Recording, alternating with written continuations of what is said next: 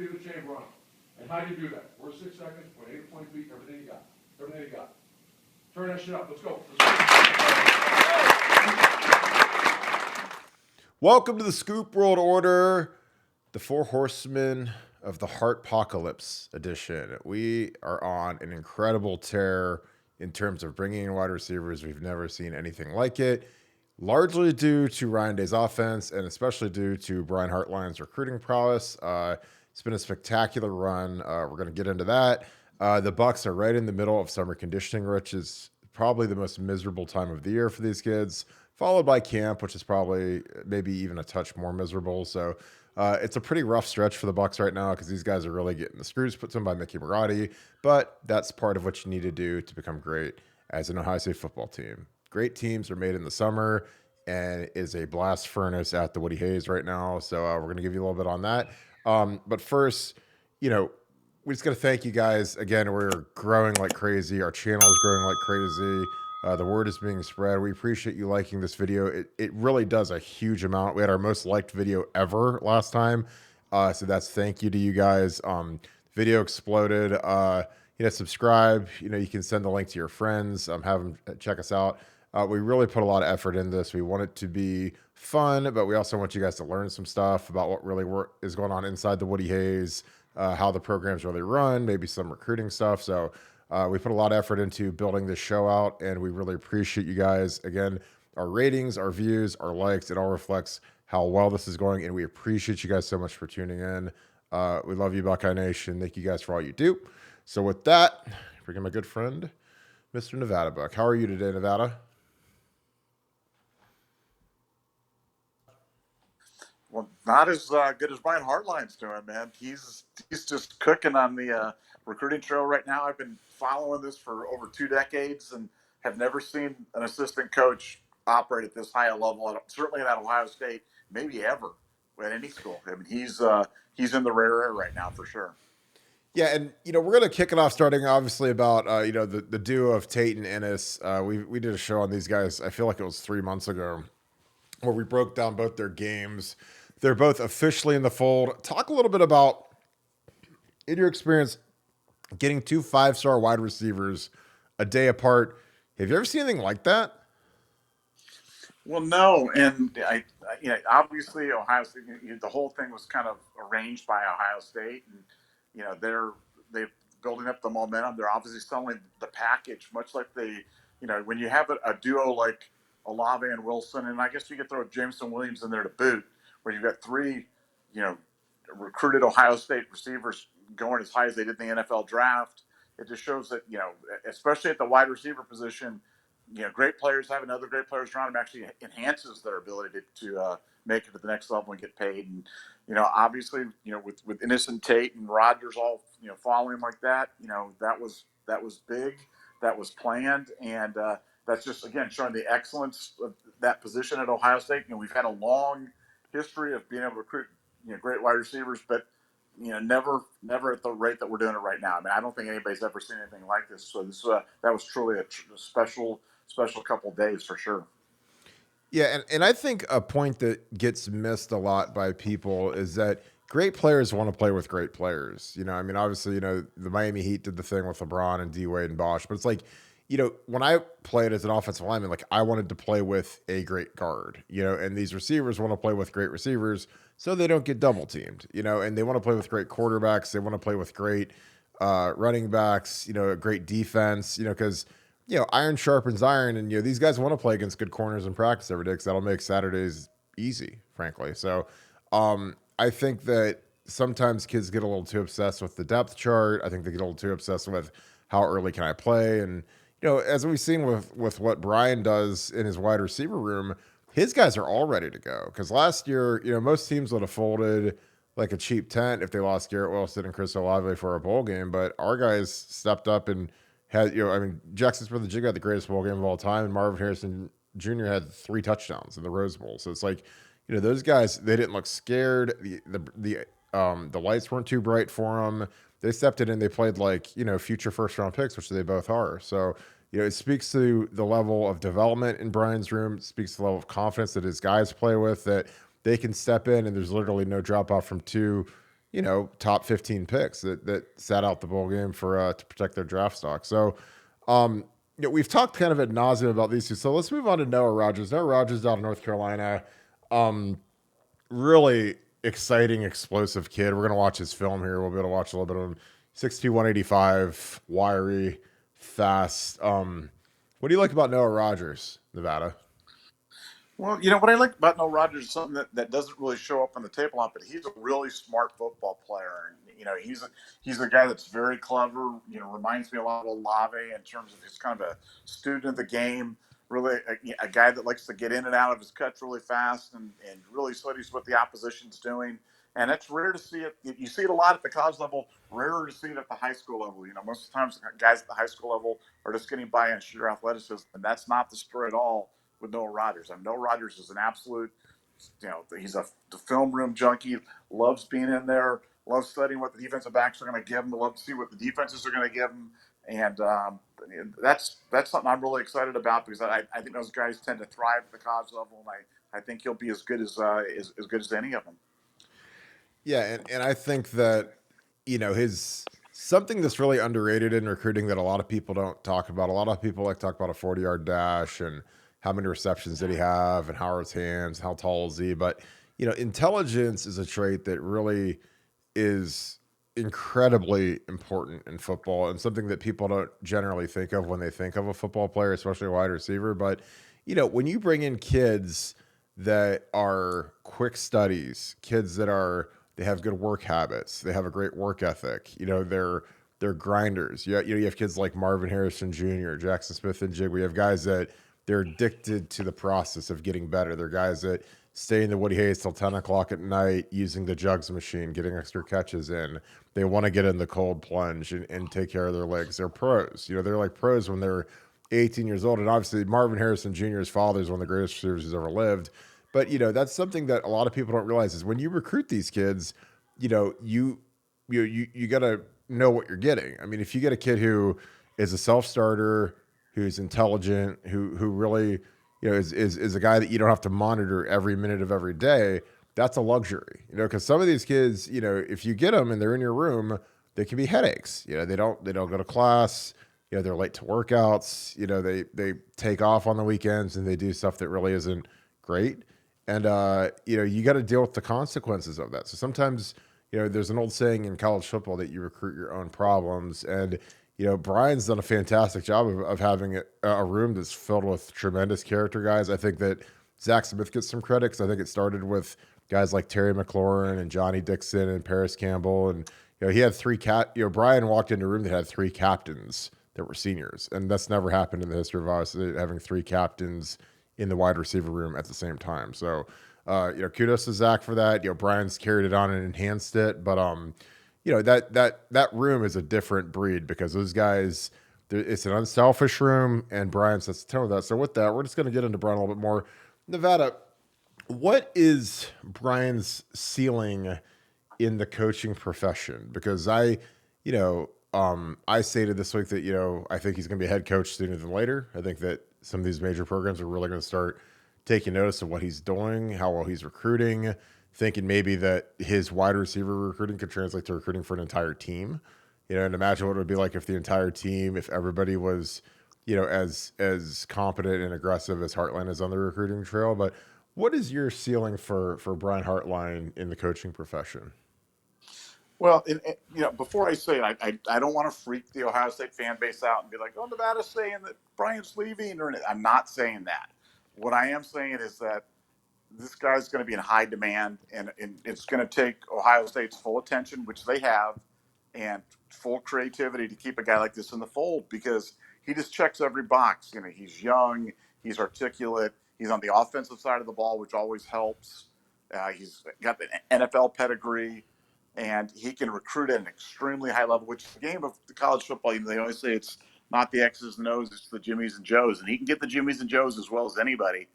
I think if you look at everybody, it's a game of people are trying to copy the other guys, and try to copy success. And right now, teams are out there looking and they're going, "Boy, how do I get the next Lincoln Riley? How do I get the next Ryan Day?" And Brian Hartline would be a guy that you'd have to really consider. Now, the only box he hasn't checked yet is the having called plays yet box, Mm-hmm. which could be something that they kind of hold out as kind of a carrot for him here at Ohio State over the next few years to kind of keep him involved and engaged. Maybe create a path for him. If and when Wilson ever left. But no, I think with Brian, I think Brian ultimately will be a college football head coach. I think it's a question of where it will be, and heck, it could be at Ohio State if he played his cards right. But I just know the sky's the limit for him, and couldn't be happier for him, because you like to see people that work hard get paid off for it, and he certainly will. Yeah, and honestly, his projection and career path, it honestly reminds me a lot of Mike Vrabel. Mike Vrabel was the guy that I worked with in 2011, 2012. He was also here in 2013. And he had a decision to make. He's a guy that, he made substantial wealth in the NFL, very comfortable life, had a huge luxurious house here in Ohio that was spectacular. I've been to multiple times. And, he decided that, he wanted to go kind of up the ladder a little bit. And he went with Bill O'Brien, went to the Texans. He was their linebackers coach. Then he grew into being their defensive coordinator. He actually turned down Chip Kelly, who wanted him to be the DC. And O'Brien promoted him to DC at Houston. And, then he goes on to be the head coach of the Texans. And he won the Tennessee Titans. And he goes on to be the NFL Coach of the Year. So, it's one of those things where coaching it's very tough because, I mean, Brian, obviously, he's from here, as was Mike Vrabel. Great career here, as was Mike Vrabel. But, at some point, there's going to be a program, that's going to be a major school that's going to say, man, who's the next Dabo Swinney or Urban Meyer? Who's the next wide receiver coach who's a dynamic recruiter who we can turn into a head coach? And, Dabo and Urban were guys that they didn't call plays, and they got promoted to being head coaches. And, you see how that turned out for those two. I mean, two of the guys that have won multiple national championships over the last 20 years. But I think Brian, with his work ethic, his tenacity, obviously nobody wants him to leave Columbus, but sometimes like when you see a shooting star, I mean, you got to point it out, and you got to be kind of realistic, because at some point he's going to want to run his own program, especially if someone comes with a mega offer. Like, I mean, a year ago nobody thought Lincoln Riley would be the head coach at USC, and he got offered $150 million or whatever it was for 10 years, and they buy his house, and I mean that was an offer that literally you couldn't refuse, like the old Godfather line. And you can't blame a guy for wanting to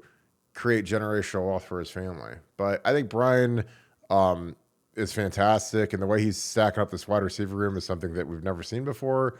And as is everything with Ohio State football, I enjoy it while it lasts. So we're going to move on to the current team for a little bit. So we got some good intel on summer workouts. So Nevada, here we have pitcher Julian Fleming, we have Paris Johnson, you got Evan Pryor, you got Zen Mikulski, Josh Fryer, and then a bunch of other names. What are you hearing about summer workouts? You dropped a great nugget 2 days ago. What's going on in the WAC right now? Well, it's interesting because, every year now people would say, oh, every year I hear about how tough the summer workouts are and the like. And, if people remember back last year, we were talking about how Ryan Day was trying a little different approach. Urban Meyer's approach was he liked guys to be uncomfortable, and he liked to challenge guys. Everything was a competition. Everything was about beating the other guy. And, Ryan Day was kind of going with a different approach. Ryan Day was kind of going with a family approach, and I want people to be comfortable, and actually kind of asking Coach Mick to kind of back it off a little bit sometimes when he thought that they were pushing him too hard, and we wanted to see how that could kind of work out. And I think Day has kind of changed directions this year where he's going harder. The practices through the spring were a lot scrappier. They were actually kind of almost borderline encouraging that kind of activity. The weight room stuff is becoming more competitive. Mick is pushing the guys harder. So I don't think this is just hey, it's always hard in the summer thing. I think this is a real change for Ohio State in terms of, recognizing that maybe they had a mental toughness or whatever you want to call it type of issue last year, and they're out to to dispel any of those questions about how tough Ohio State is, and they're really putting the screws to them. And we'll see. As always, we'll see how it plays out in the fall. If they go out and win all the games, that was great. If they go out and go 6-5, then it was clearly a mistake. But I like the direction that they're going. I like what I'm hearing, and there's some guys that are going through some radical body transformations over the summer, and they're going to look nothing like people like when they last saw them in the fall, and that's always exciting as well.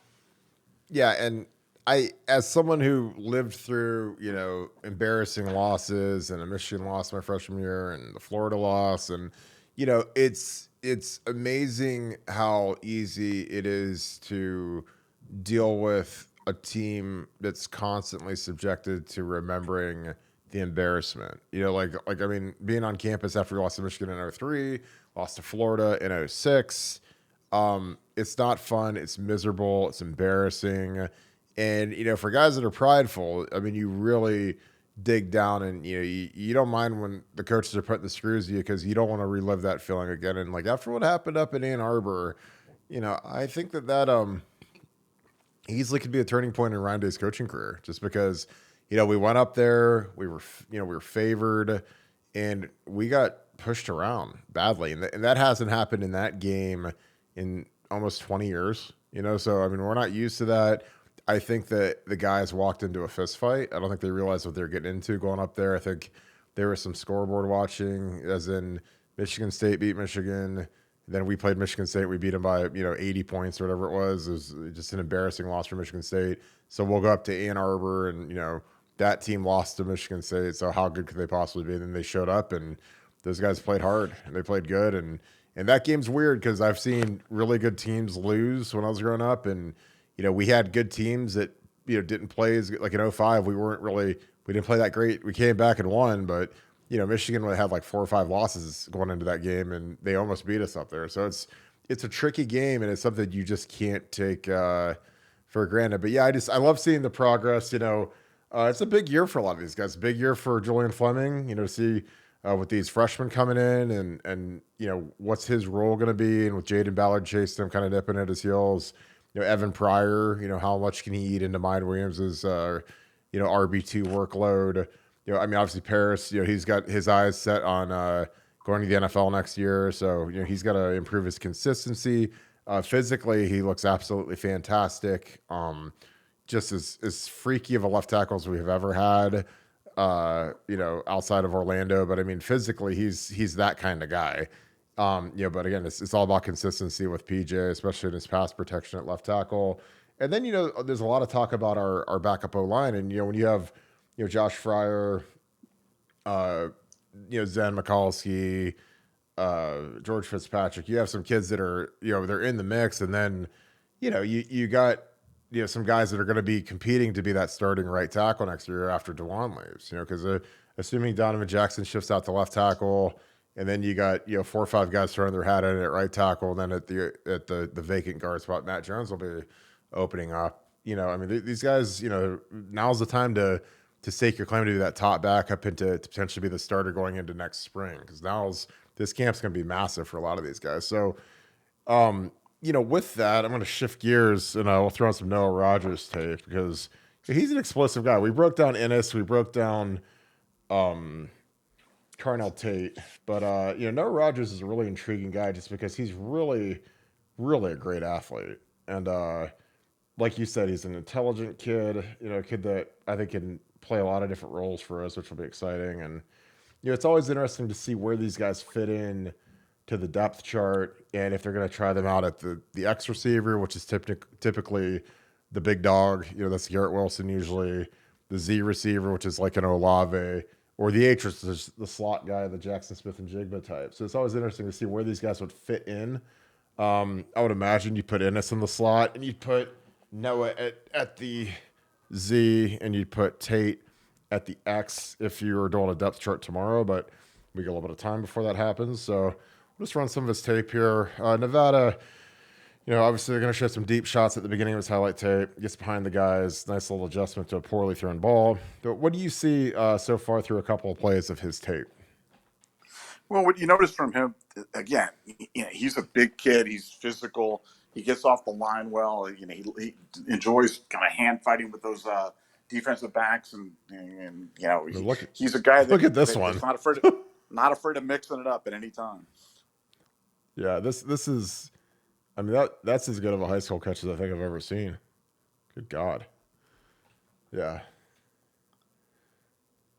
But no, you notice how tall and angular he is. How he's, he's a beast, man. Big tough kid. Yeah, he'll go and high point the ball. He'll go out and get it. He's competitive.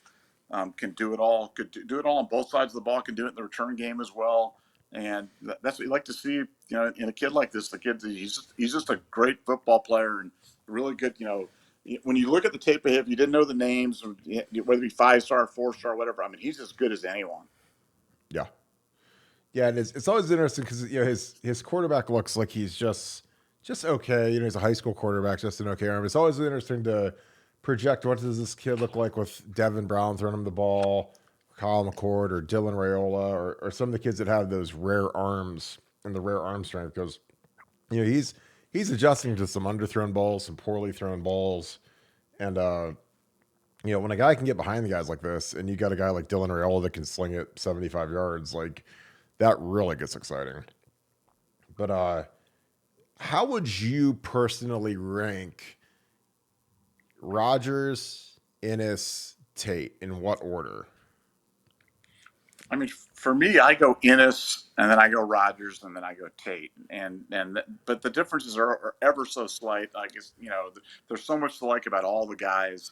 I just think Ennis is just he might just be a cut above everybody in terms of just having that extra little bit of burst, that extra little bit of catch radius. But again, Rodgers is really, really close, and Tate's Tate's highly ranked as he is for a reason, because he's really special as well. And it's the South Florida Express was loaded with great players, that's for sure. And we had predicted a clean sweep of South Florida Express kids, and it looks like that's going to happen. Yeah, it's the most interesting thing about South Florida Express and Ohio State is, last year at camp when I was talking to Carnell and his dad grew up he was a lifelong Ohio State fan. He's been an Ohio State fan for years. So, he's like one of those dads where he really wanted his son to go to Ohio State. And and he said that his son, it was his favorite school too. And, then obviously the Hartline stuff comes in. And, when we saw Carnell last year, like he was a good player, but he wasn't a 5-star. He got a pretty substantial bump in his rating from this time last year to this year. He was a 4-star, not a project, but a kid that he didn't have the I guess the visibility and the star ranking that Ennis had, because they were both there. And the funny thing is, Tate, I think that might have been the first time he ever met Ennis, was when they were at Ohio State camp, because Tate, obviously he's been with the South Florida Express for this past year's camp circuit, but last year I don't think they knew each other. I don't think South Florida Express knew who he was. I think that by him working out at camp and kind of hanging with those guys and chopping it up with those guys, I think he got the invite to join South Florida Express, and he moved down to IMG, which makes it obviously a lot closer for those Florida tournaments from Tampa, Bradenton down to Miami, and they became thick as thieves. They became boys. So it's kind of neat how two kids meet each other at a camp, and then the coaches are there from South Florida Express, and I think they're always evaluating talent to see who they can add to the squad. They played in Vegas a couple weekends ago, and they picked up Malachi Nelson, who's the number 1 quarterback in the country. So, if they go somewhere and they can get a ringer at quarterback like Malachi, who's going to USC, and he's a big reason why Dylan Raiola is not going to USC, is because that kid is the truth. I think that it's just interesting to see how these 7-on-7 coaches kind of go to these mega camps, and then they see a kid that might be, from Florida, and they could add him to the SFE. But yeah, it's just crazy how now they're like brothers, and they're going to Ohio State together. And a year ago, when I was at camp, I loved Brandon Ennis. He was probably my favorite kid I watched at camp the whole time. And I asked, some of the recruiting experts, I said, so where's he going to go? And they said, oh, there's no chance he's going to Ohio State. He's either going to go to Georgia or Oklahoma. And then he committed to Oklahoma like a month later. And then you come back a year later and he goes to Ohio State, and I was like, it's funny how things work. Watching this, here's a punt return. Let's see what he does here. He's quick, man. What do you think about receivers that add the extra value of being a return guy in Nevada? Oh, I mean, that's always been one of my favorite things, because I think what Yeah. it does is it demonstrates a certain amount of fearlessness, and that's Mm-hmm. what I think you need to be a great receiver. And I don't think you can be a great uh, kick returner without absolutely being fearless. And when I that's one of the things I'm looking for. If a guy's an exceptional return guy, then and he's got even a moderate ball receiving skills. I think that's definitely a plus plus. And if he's exceptional in both areas, then you've got a Ted Ginn or something else in your hands, and that's something truly special. You said Ted Gibb, but you didn't name maybe your favorite guy on the entire team in Emeka Ibuka. It's kind of surprising. No, I'm telling you, Mecca's got it. He just knows how to return kicks, and I was saying it the whole Rose Bowl, and when they kicked off that last time to him, he almost housed it. I predicted that he would do that, and he's special, man. He is special, and I don't want to bury the lead and do the stuff, but if you're looking for guys that have undergone body transformations and look pretty yoked out, you don't have to look much farther than Emeka. He's clearly been avoiding the cheeseburgers and working hard in the weight room, because he looks ridiculous right now. Yeah, I just think when when you break the huddle, like I think that Julian Fleming's a great kid, but I don't know how you don't start Marvin Harrison Jr., Emeka, and Jackson Smith and Jigba as your top three, because I just think that that's as good of a top three as last year. Really, I mean, I was gonna say as good as we've had, but when you look at the ceiling of those guys, I mean, they're all first round picks. They're all great kids, and they're absolute maniac workers. Like, I mean, those guys work like insanely hard at their craft. And again, a lot of that comes from Brian Hartline. Brian Hartline's a guy that was never handed anything. He had to camp multiple times to earn an offer from Ohio State. Was a 3-star kid. Not a lot of recruiting guys were real excited about Brian Hartline. They thought, okay, well, here's a Tressel type guy and a guy that, he might be a special teamer or whatever. And he turned into a great player for us. I mean, he played early as a redshirt freshman. He actually redshirted, stuck around, and he was a force in 06, 07. Left early after the 08 season. But, I mean, I think Brian's work ethic and his, the biggest thing that Brian exudes and really rubs off on these kids is toughness, because Brian was a tough kid. He ran down on kickoff as an R4, which is right in the middle of the thing, and would split a wedge. And there's no quicker way to get respect from your teammates than when you're a wedge buster. And usually that's a linebacker or like a fullback. And Brian Hartline did that. I mean, Brian was a beast, man. So it's kind of funny, like all of the grinding he had to do and all of the dirty work he had to do to have such a mega successful career. These kids can't act like they're too good for playing special teams or punt returns or kick returns or whatever, because Brian did all of that. So, Brian, like I said, he was one of the greatest utility players in Ohio State history and one of the toughest players in Ohio State history. So, with that, in closing, Nevada, you got any final words on this epic week of recruiting we had? Well, I don't think we're done. I don't think we're done. No. And we called for a clean sweep down there with the South Florida Express. I think that they've got more stuff coming, and I think you don't have to look much further than a kid like Jeremiah Smith to see if the 2024 Class 5-star. I think he's next, and I think Ohio State's jumped into a command position with all these kids. And we did a podcast, like I said, months ago. You go back and look it up, where we called a draw to a straight flush from the South Florida Express. We said we're going to get Ohio State was going to get them all, and I think they're going to get them all. And I think Ohio State fans should stay tuned, because I think there's more good news to come.